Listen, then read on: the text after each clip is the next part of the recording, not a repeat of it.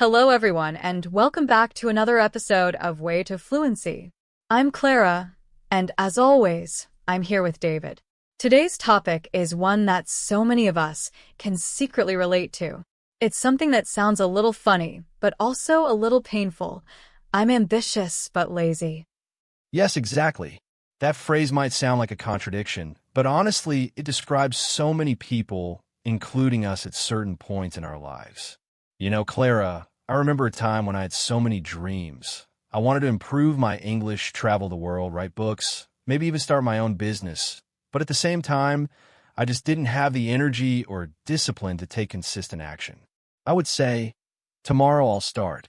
But tomorrow kept moving further and further away. Oh, I know exactly what you mean, David. I've been there too. For example, when I first decided I wanted to improve my English years ago, I was so motivated in my head. I would imagine myself speaking fluently, traveling to London, watching movies without subtitles.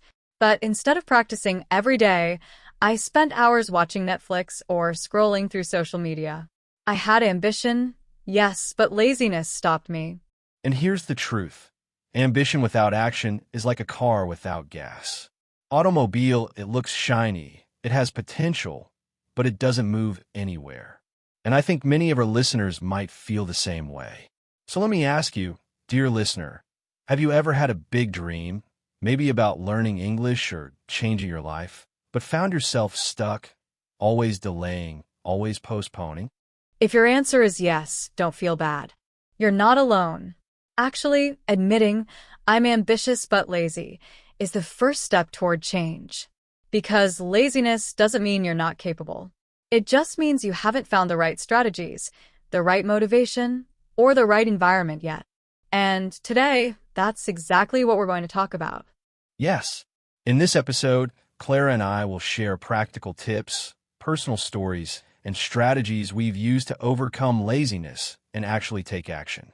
Because if we could transform our ambition without action into ambition with consistent progress, you can too.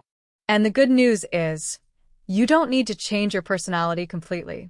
You don't need to suddenly become a super disciplined robot. What you need are small habits, small tricks, and a mindset shift.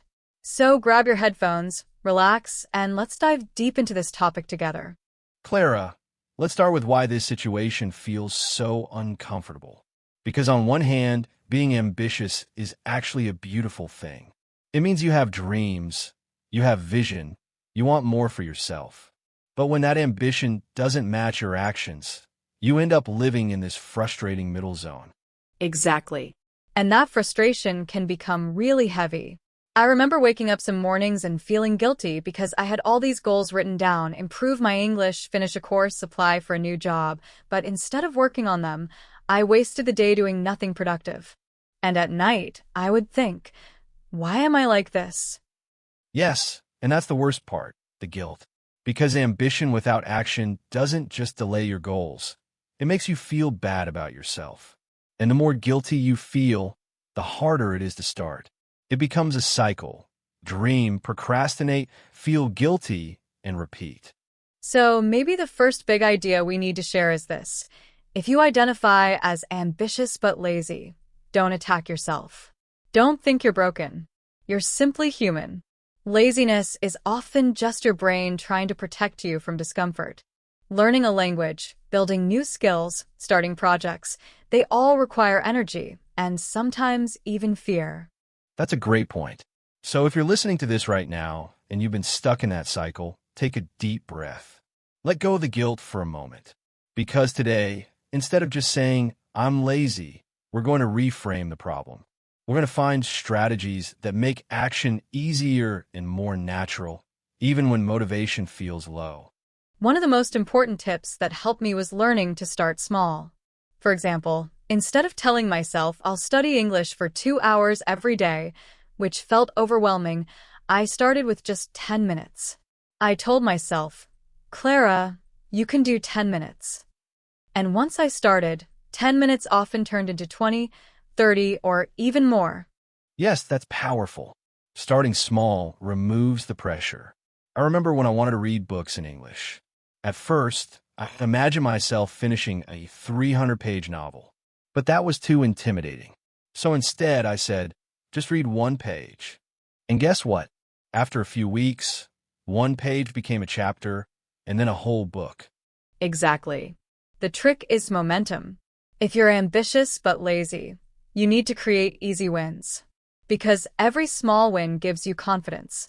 And confidence fuels more action. And let's ask our listeners this. What's one small action you could take today toward your dream? Not tomorrow, not next week, but today. Maybe it's listening to this podcast while repeating some phrases. Maybe it's writing down 5 new words in English. Maybe it's practicing speaking for just 2 minutes. And here's the beautiful part. Those little steps add up.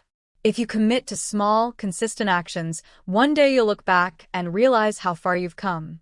Another reason ambitious people feel stuck is because their dreams are too big in their heads.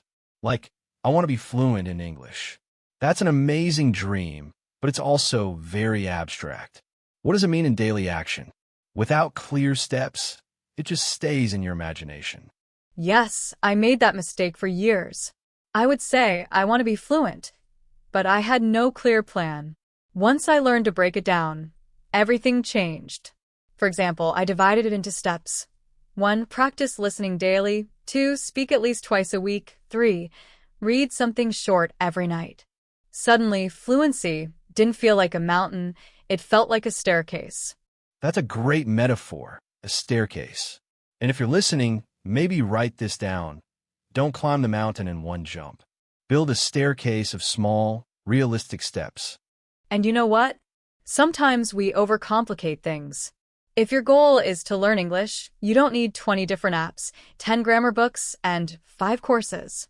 Start with one resource, one routine, and be consistent. Yes, simplicity is your friend. The more complicated your plan, the easier it is to get lazy. The simpler your plan, the easier it is to stick to it. Now, let's talk about environment. Because honestly, laziness is often not about you. It's about what surrounds you.